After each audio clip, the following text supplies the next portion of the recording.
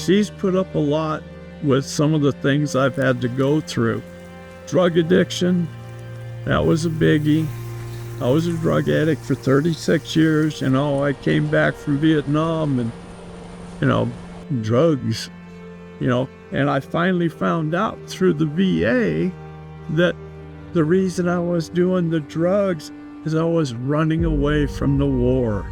So the veteran we're going to go visit today, his name is Roger Freed. And so he was referred to our program by his primary PACT physician.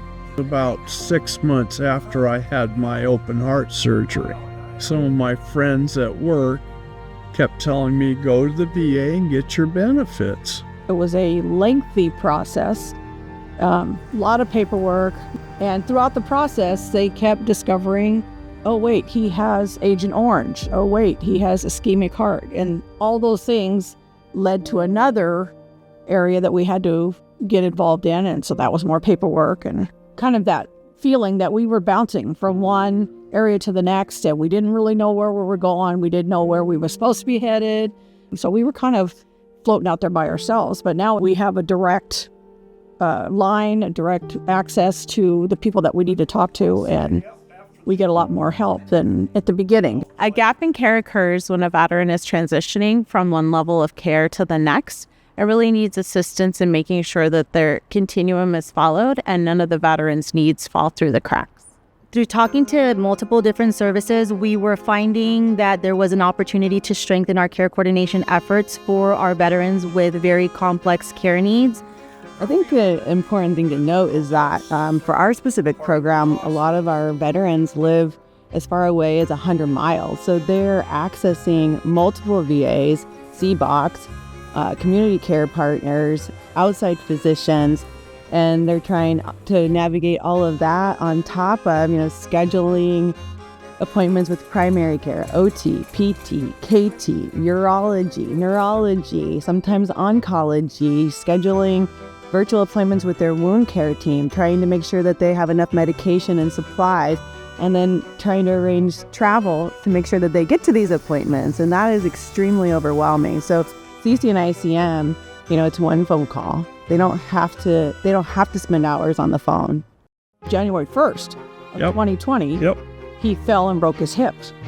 And he was in the hospital for 6 weeks, almost 8 weeks. And then he came home for about a month, fell in the kitchen, broke his shoulder. Then it was in June, they decided that he needed neck surgery because that was what was causing the fall. So he went in and had neck surgery in the midst of COVID. And the whole time I'm by myself. I'm trying to take care of the house and him and the bills. And it was just wow. And you don't think about it. You're just going. And I think that was fall of maybe the next year or the spring of the next year is when we first got our visits with our care team. And they came in and, no, you don't have to do this by yourself. And that's what really changed us when we found out that there are resources available. A lot of these veterans, they don't know that some certain services are available. Veterans have a lot of access to different kinds of care when they're enrolled in the VA.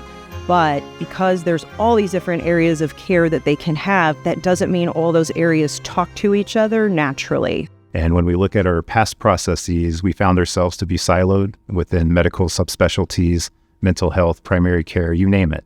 And we had case managers that were represented for each of those specialties or areas of care, but there wasn't a cross walk that allowed us to proactively coordinate that care across the entire healthcare system. By having an integrated case management approach, whether it be through the social work or nursing service, they see the entire continuum of care for our veterans.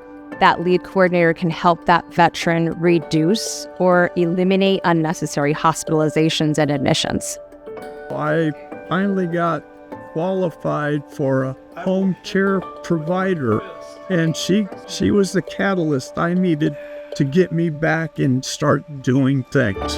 And since then, my therapist down at the VA said, we can see improvement in your physical abilities now that we never saw before.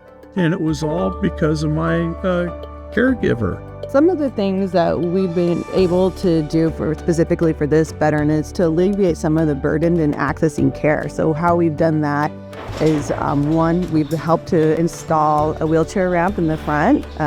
Now he can get to his appointments independently without depending on his wife to get him out the door and down the stairs. And then oftentimes she was bringing him, which provided a lot of caregiver burden.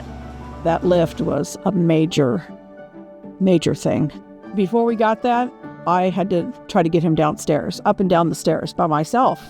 I'm like, I can't do this by myself. And we didn't know until we were talking to Sarah about it. And she said, no, you can get home health care and you can get, respite and all these things. We had no idea. I mean, there's nothing out there that tells you, that as a veteran or a veteran's caregiver that you have these things available to you. We've also gotten other really necessary equipment needs in the home to make sure that he's showering and dressing safely. We've provided a lot of encouragement and independence, so monitoring and creating treatment goal plans that we are checking up on so that there's some accountability and drive and push and motivation to reach those goals. We've also made sure that and been able to get consults for neurological exams, for psychology, for sleep clinic, for a host of different modalities are really important to his care needs. And not only that, we've also been able to get his wife set up with caregiver support program, which has been really important for her because, CCICM isn't just important for our veterans, it's also really important for their caregivers.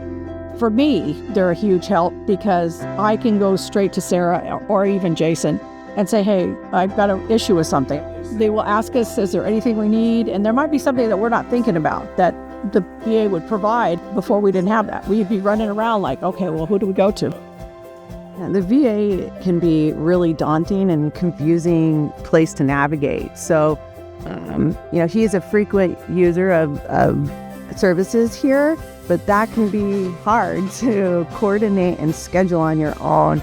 And now there's this very clear ease in his ability to access his care. They have one point of contact that they can utilize to help mitigate those issues. And when that happens, you free up time for the other things that matter.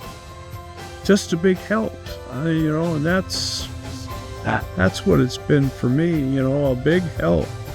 We've seen in a year's time, like tremendous growth in that family and his ability to access care, utilize services, and really just an enrichment in his life overall. A lot of great feedback from our veterans, a lot of appreciation, and without the coordination, they feel like they would have just been stuck. I've seen the collaboration that has occurred between staff. I've seen the sharing of the resources on many of the programs across the VA, which has actually been a really magical experience to see that. And veterans are getting excellent care from their care coordinators. That is the mission of CCICM. So it's all about recognizing the needs of our veterans and having a cross view of whether it's psychosocial, mental health, or just regular medical care. That the mission of CCICM is to see the whole picture of a veteran's healthcare needs and to coordinate that across their continuum of care so that they can receive the care that they so valiantly deserve.